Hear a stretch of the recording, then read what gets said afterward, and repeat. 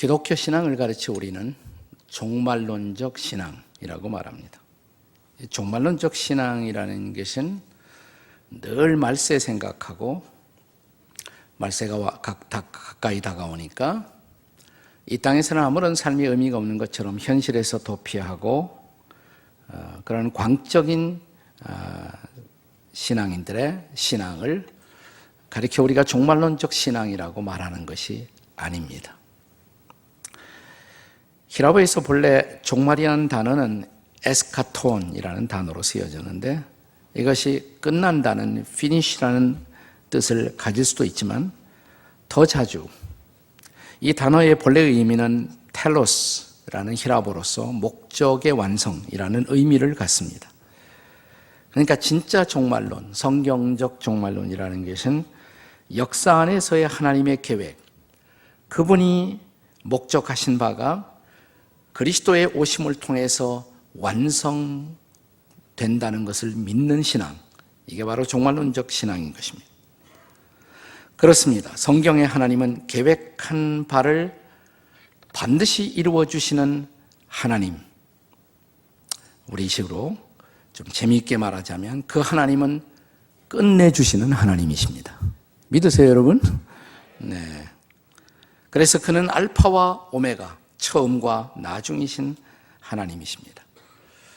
과거 로마의 황제, 특별히 도미티니아누스라는 황제의 박해 아래에서 믿음을 지키며 고생하던 성도들에게 반모라는 섬에서 유배 생활하던 사도 요한은 그를 둘러싸고 있는 상황에서도 흔들림이 없이 바라보고 있던 하나님, 그 하나님께 기도하며 계시의 음성을 받아 전달합니다.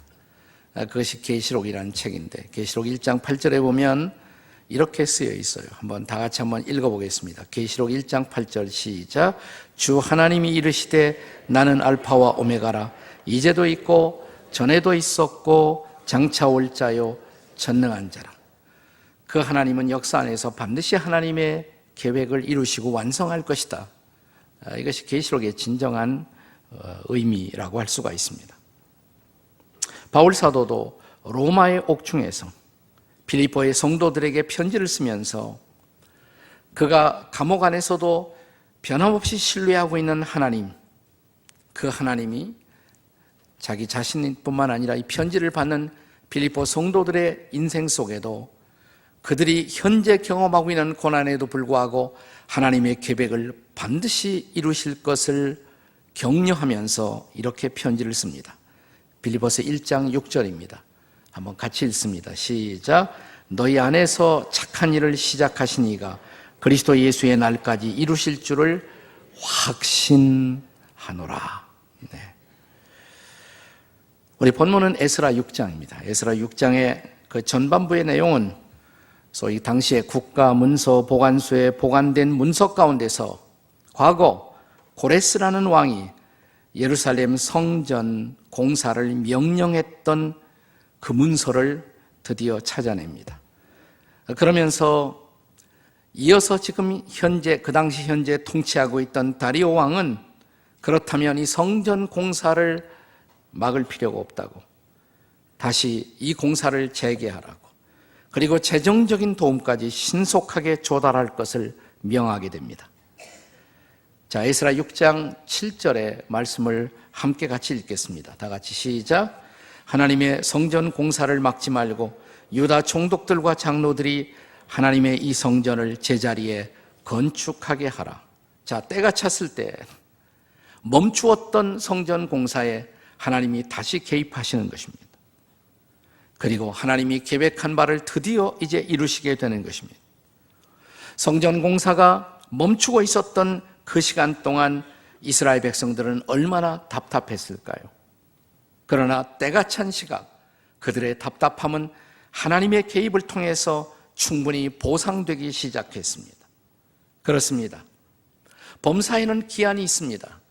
그래서 전도서의 기자는 전도서 3장 1절에서 범사의 기한이 있고 천하 만사가 다 때가 있나니 이렇게 말씀하고 있습니다. 기다려야 할 때고 멈추어야 할 때가 있고 다시 일어나 일할 때가 있는 것입니다. 그러나 어떤 경우에도 하나님은 당신의 계획 안에서 한 번 시작했던 그 일을 미완성 그대로 남겨두지 않으십니다. 시작하신 하나님, 그 하나님은 또한 끝내주시는 하나님이십니다. 믿으십니까, 여러분? 옆에 사람에게 끝내주시는 하나님이에요. 한번 해보세요. 시작. 끝내주시는 하나님이십니다. 네. 예레미야 33장 2절의 말씀을 기억하시나요? 자, 예레미야 33장 2절 다 같이 읽겠습니다. 시작.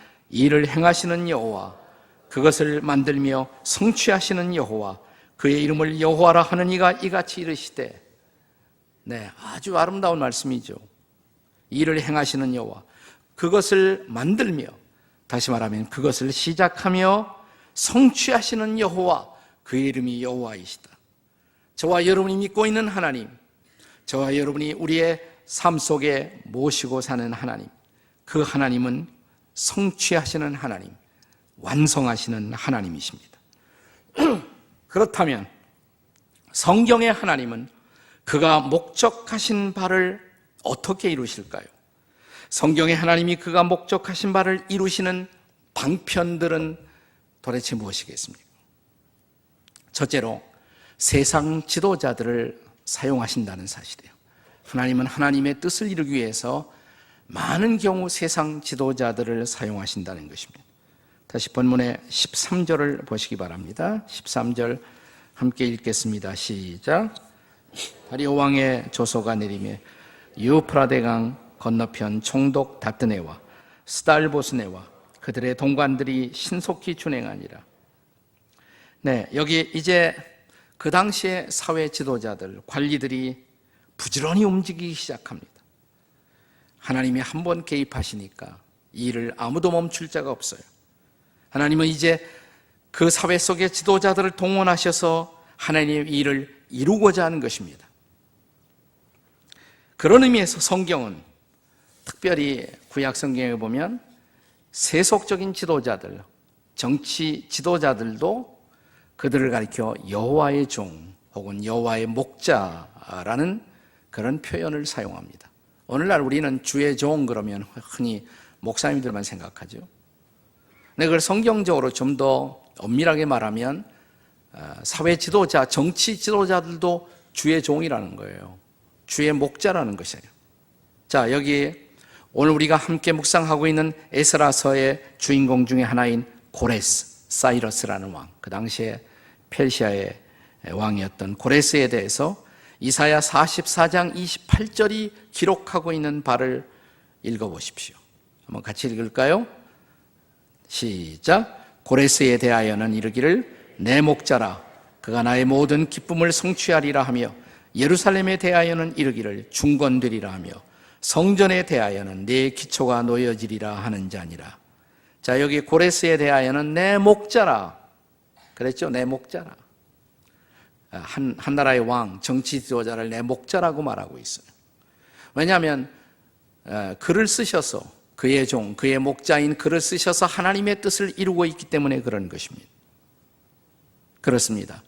하나님은 역사 속에 종종 이런 정치 지도자들을 부리시고 쓰셔서 하나님의 뜻을 이루시는 것입니다. 물론 역사 안에는 이런 세속 지도자들이 하나님을 적대시한 경우들도 없지 않아 있습니다. 특별히 요한계시록이 기록되고 있던 그 당시 사도 요한이 살던 당시에 로마의 지도자들이 그런 자리에 있었습니다.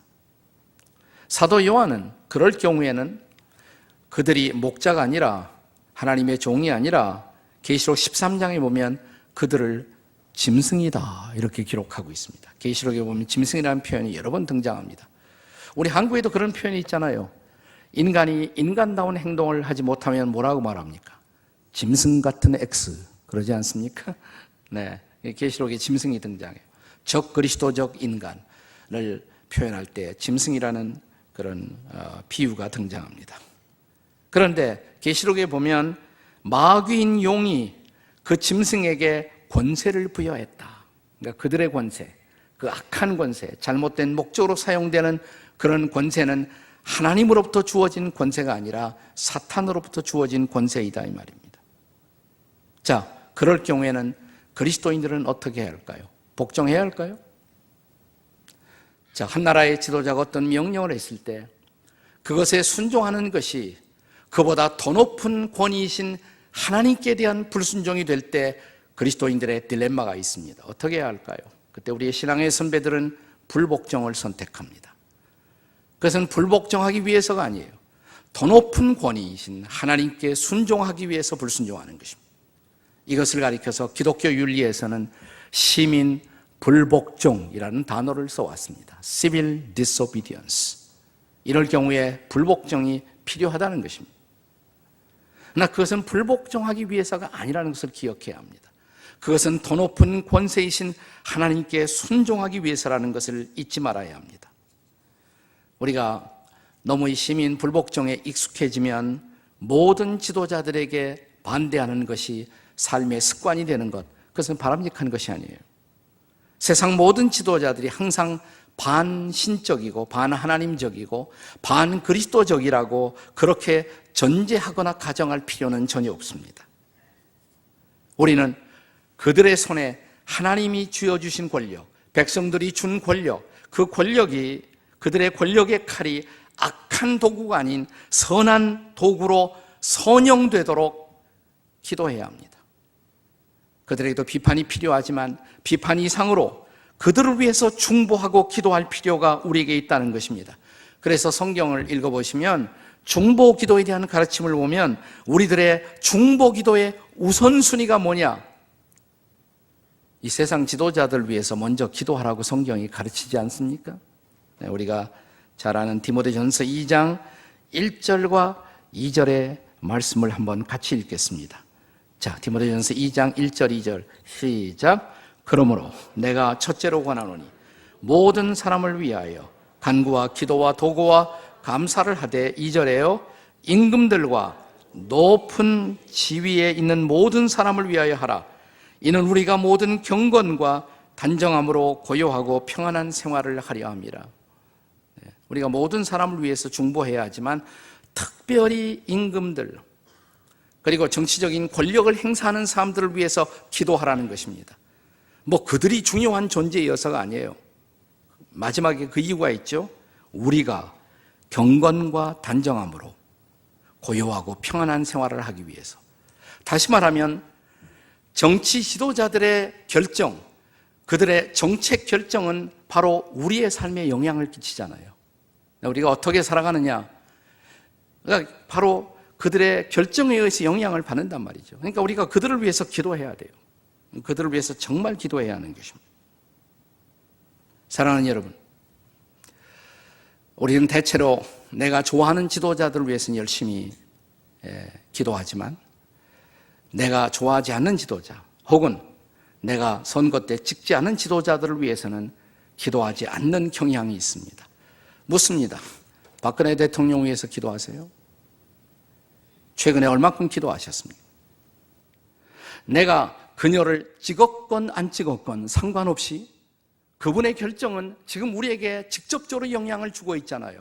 그렇다면 기도해야 합니다. 그분이 올바른 결정을 할 수 있도록, 그를 돕는 사람들이 올바른 도움을 줄 수 있도록, 국회의원들이 올바른 입법을 할 수 있도록 우리 정말 기도하고 있는 것일까요?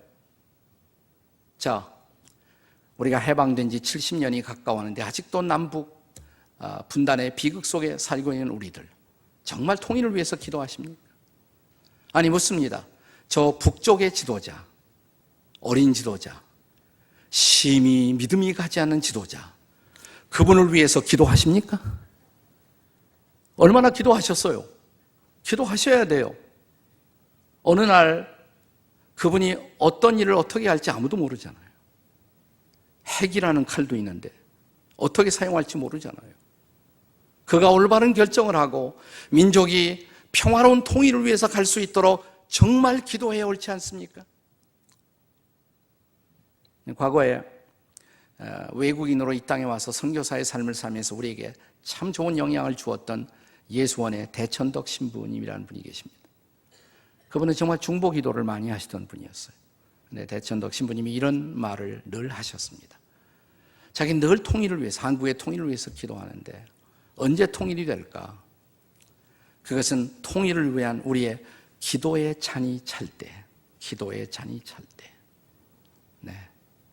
정말 이 나라를 위해서, 평화로운 통일을 위해서 기도하는 우리의 기도가 어느 정도 그 잔에 차게 되면 하나님은 액션을 시작할 거라고. 사랑하는 여러분, 지금이야말로 그때가 되지 않았을까요? 이제 70년이면 이스라엘 백성도 70년 만에 돌아왔는데, 그리고 성전을 건축하고 그들이 하나 되는 놀라운 일을 시작했는데, 우리도 이제 기도해야 마땅하지 않습니까? 하나님의 뜻이 이 땅에 이루어지기 위해서, 정말 이 땅의 통치자들을 위해서 기도하는 여러분과 제가 될 수 있기를 주의 이름으로 축원합니다. 옆에 분들에게 김정은 동무를 위해 기도합시다. 한번 해보세요. 시작. 네.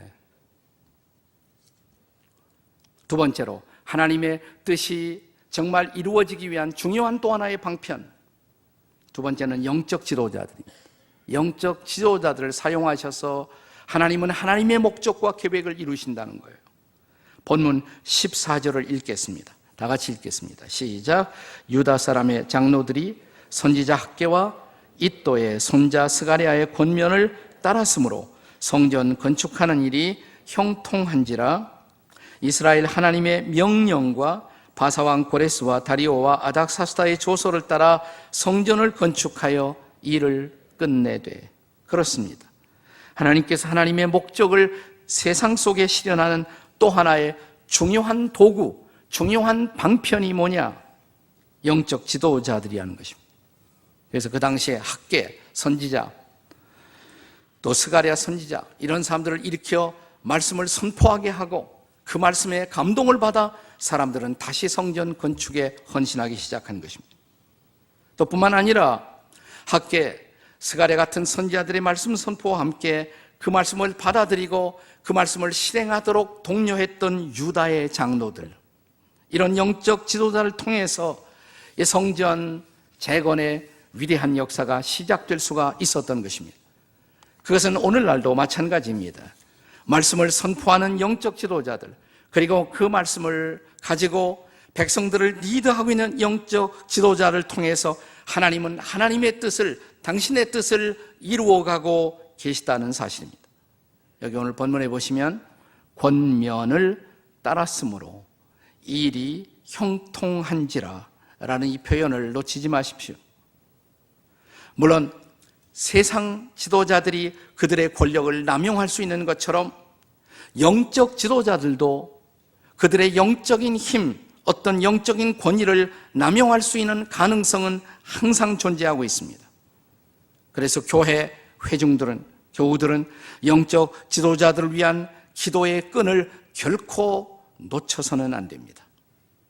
저는 영적 지도자들에 대한 여러분의 최고의 도움, 최고의 협력, 최고의 감시가 있을 수 있다면 위에서 기도해 주시는 일입니다. 기도하십니까? 담임 목사님을 위해 기도하시나요? 그래서 히브리서 기자는 초대교회 당시 어려운 시대에서 성도들을 이끌고 있던 영적 지도자들인 우리를 위하여 기도해 달라라는 부탁을 하고 있습니다. 제발 우리를 위해서 기도하라고 요청하고 있습니다. 이것이 히브리서 13장 18절이에요. 근데 바로 직전 구절 13장 17절에 보면 동시에 그러한 영적 지도자인 우리를 또 믿고 따라달라는 권면을 먼저 하고 있습니다. 그 대목을 또한 놓치지 마십시오. 자, 히브리서 13장 17절 같이 한번 읽겠습니다. 다 같이 시작. 너희를 인도하는 자들에게 순종하고 복종하라. 그들은 너희 영혼을 위하여 경성하기를 자신들이 청산할 자인 것 같이 하느니라. 그들로 하여금 즐거움으로 이것을 하게 하고 근심으로 하게 하지 말라.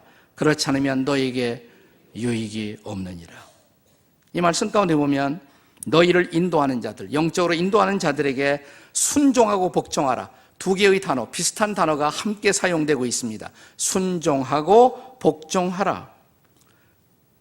네, 똑같은 것을 두 번 다른 단어로 강조한 것일까요? 그럴 수도 있습니다.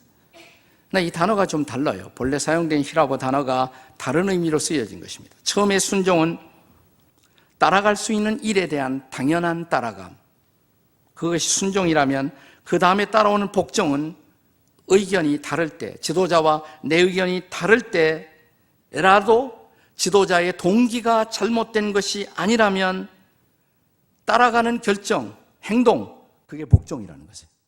때로는 복종할 필요가 있어요. 내 마음이 가지 않아도 그분의 동기가 잘못되지 않은 것이라면 따라가는 것, 그것이 복종이라는 것이에요. 우리는 순종의 필요도 있지만 복종의 필요도 있다는 것입니다. 사사건건 지도자와 대립하는 것을 지도자에 대한 정의로운 협력으로 착각해서는 안 된다는 말입니다. 그럼 누가 리더십을 제대로 발휘할 수 있겠어요? 왜냐하면 궁극적으로 하나님은 하나님의 뜻을 세상 지도자를 통해서 또한 영적 지도자를 통해서 그 뜻을 이루어 가고 계시기 때문에 그렇습니다. 자, 이 말씀에 이어지는 히브리서 13장의 이 단락의 마지막 결론적인 메시지는 이렇습니다. 히브리서 13장 17절과 18절의 말씀입니다. 한번 같이 읽겠습니다. 다 같이. 이 말씀을 결론은 21절이에요. 그 다음에 나오는 21절의 결론이에요. 그러니까 순종하고 복종하라는 말씀에 이어서 왜 그렇게 해야 하는가? 히브리서 13장 21절 같이 읽습니다. 시작. 모든 선한 일에 너희를 온전하게 하사 자기 뜻을 행하게 하시고 그 앞에 즐거운 것을 예수 그리스도로 말미암아 우리 가운데 이루시기를 원하노라. 영광이 그에게 세세 무궁토록 있을지어다. 아멘. 여기 21절에 모든 선한 일에 너희를 온전하게 하사, 그 다음에 자기 뜻이라는 말이 나오죠. 자기 뜻, 하나님 뜻 말이에요. 자기 뜻, 하나님 뜻, 그리스도의 뜻을 행하게 하시고 그 앞에 즐거운 것을 이루기 위해서. 그러니까 왜 이렇게 해야 하는가?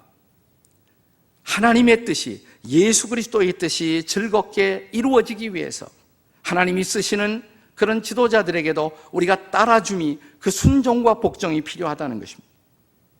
그렇습니다. 하나님은 지금도 세상 지도자를 통해서 그리고 영적 지도자를 통해서 일하심으로 자신의 목적을 성취하고 계십니다. 그러나 무엇보다 마지막으로 다시 한번 강조하고 싶은 것이 있다면 하나님은 하나님의 명령을 스스로 실행하십니다. 하나님의 명령을 실행하십니다.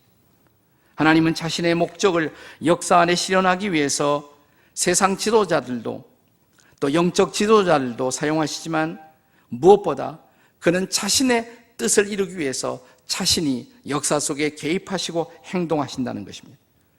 하나님의 모든 뜻은 하나님의 명령 안에 들어 있습니다. 따라서 그 명령을 우리가 하나님의 백성으로서 순종한다는 것, 그것은 하나님이 하시는 일에 우리도 쓰임을 받는다는 것을 의미하는 것입니다. 그때 비로소 여러분과 저도 하나님의 뜻을 이루는 일에 도구적 인생으로 살아갈 수가 있는 것입니다. 오늘 본문의 14절 중간 대목을 이미 읽었지만 다시 한번 보시면 이스라엘, 거기 하나님의 명령과 이렇게 되죠. 이스라엘 하나님의 명령과 바사왕 고레스와 다리오와 아닥사스다의 조소를 따라 성전을 건축하며 일을 끝내되. 그리고 이제 15절 본문의 마지막 구절이죠. 다 같이 읽겠습니다. 한 번 더 시작. 다리오왕 제6년 아달월 3일에 성전 일을 끝내니라.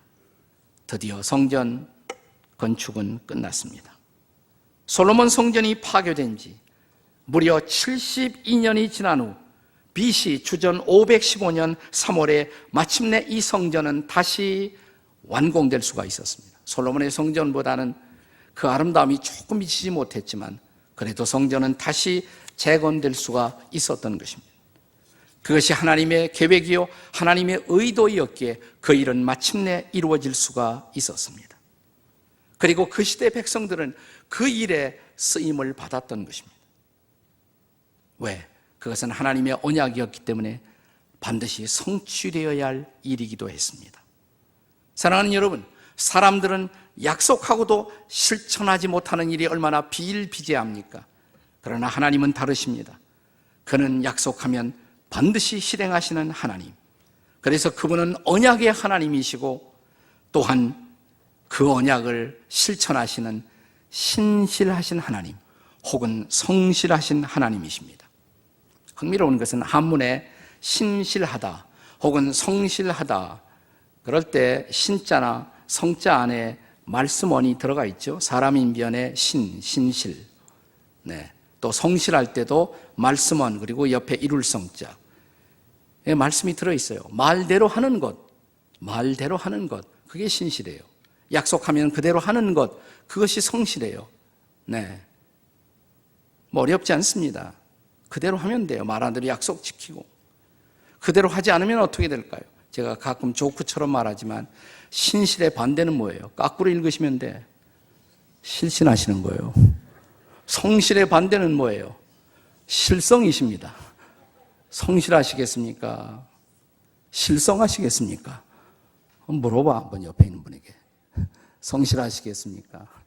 실성하시겠습니까? 네. 성경의 하나님, 그분은 성실하신 하나님. 그래서 약속하면 반드시 실현하시는 하나님.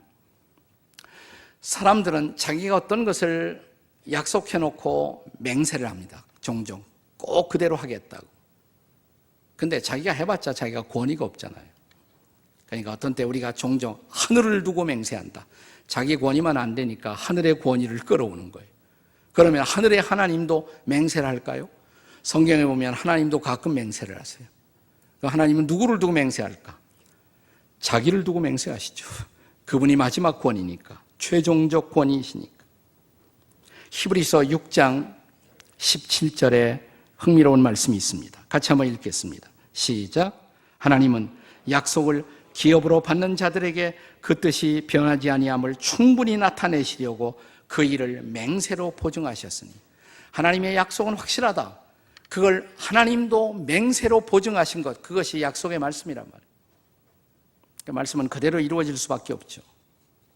자, 그리고 이 말씀을 믿고 사는 사람들, 우리들은 하나님의 약속의 말씀을 붙들고 산다면 이 말씀이 틀림없기 때문에 우리도 어떤 상황 속에서도 흔들리거나 낙심할 필요가 없는 것입니다. 왜? 우리의 인생은 바로 하나님의 약속 안에서 진행될 것을 확신하기 때문입니다. 세계적인 전도자로서 D.L. 무디라는 분이 계시죠. 이 다음씩 우리는 정말 하나님을 사랑하는 사람들의 성경을 보고 싶어질 때가 있습니다. 성경 얼마나 가까이 하고 살았나, 그 사람이 쓰는 성경 보면 알아요. 이렇게 보면 어떤 사람 성경 보면 깨끗해. 교회 올 때 한 번 가지고 나오니까 깨끗해. 무디, 세계적인 전도자 무디의 성경을 봤더니 뭐가 새카마요. 근데 똑같은 글자예요. TP, TP, TP, TP. 여백에 계속 이 단어가 반복되어 있는 거예요. 누가 물었대요. 이 TP가 무슨 뜻이에요? 그랬더니 무디가 대답하기를 tried and proved. 내가 실험해 보았고 proved, 그대로 증명되었다. 말씀 그대로 해보니까 그대로 되더라. 말씀 그대로 되더라. 수없이 성경 말씀을 붙들고 기도했고 이 말씀은 맞아. 그대로 됐으니까 TP, tried and proved. 우리가 시편에 이런 말씀이 있잖아요. 시편 34편 8절에도 너희는 여호와의 선하심을 맛보아 알지어다. 맛보고 알아야 돼. 이 말씀 진짜네. 기도하라고 했더니 말씀 그대로 응답되네. 전도하라고 했더니 그대로 되네. 말씀 그대로, 말씀을 맛보는 삶. 그의 약속이 신실함을 온몸으로 삶으로 경험하는 인생. 그것이 하나님의 백성들의 인생이란 말이에요. 그렇습니다. 성경의 하나님, 언약의 하나님, 그리고 그 약속을, 언약을 그대로 실현하시는 하나님. 그렇습니다. 오늘 본문이 우리에게 보여주고 있는 하나님, 그 하나님은 한마디로 말하면 끝내주시는 하나님이십니다. 네. 누가 나한테 와서 이런 질문하더라고. 목사님, 끝내준다를 영어로 뭐라고 말해요? 어렵더라고요. 끝내준다를 영어로 뭐라고 말하나? period, period. 문자 그대로 period. 마침표 찍었다? 문자 그대로 하면? 아마 그런 뜻이 아니겠죠. 어떤 사람은 끝내준다 말은 그 사람이 아주 놀랍다. so amazing. 혹은 뭐 awesome, wonderful. 또 요즘 젊은이들이 많이 말하는 cool, so cool. 네. 더 이상 좋을 수 없는 그런 하나님. 더 이상 탁월할 수 없는 하나님, 그 이상 놀라울 수 없는 놀라우신 하나님, 그렇습니다. 기막히신 하나님, 성경의 하나님, 바로 그런 하나님이십니다. 이런 하나님 만난 것이 행복하지 않으세요? 네, 그 하나님 믿고 사는 것이 축복이 아니에요? 사랑하는 여러분, 그 끝내주시는 하나님, 이 놀라우신 하나님, 그 하나님이 여러분과 저의 인생을 향한 놀라운 목적과 계획을 가지고 계신 것을 찬양하십시오. 그의 뜻을 이루기 위해서 지금도 저와 여러분을 그의 종으로 부르고 있는 하나님을 기뻐하십시오. 그리고 그의 뜻을 이루기 위해서 내 삶 속에 개입해 들어오신 하나님, 오늘 그 하나님이 우리의 하나님인 것을 기뻐하십시오. 이제 그렇다면 그 약속의 말씀을 믿고 붙들고 다시 엎드려 기도를 시작하십시오. 다시 꿈을 꾸시기 바랍니다. 다시 꿈꾸고 일어나십시오. 그리고 다시 말씀을 붙들고 앞으로 나가십시오. 다시 도전을 시작하십시오. 그래서 마침내 끝내주시는 하나님과 함께 여러분의 인생의 목적을 성취하시기를 주의 이름으로 축원합니다. 그렇다면 아직도 남아있는 우리들의 인생의 과제, 우리가 끝내게 해야 할 마무리 과제를 붙들고 나를 도우시는 하나님, 나와 함께 하실 하나님, 약속의 말씀을 붙들고 기도의 무릎을 꿇고 일어나 우리의 일의 마지막 완성을 향해서 다시 나아가시는 여러분과 제가 되시기를 주의 이름으로 축원합니다.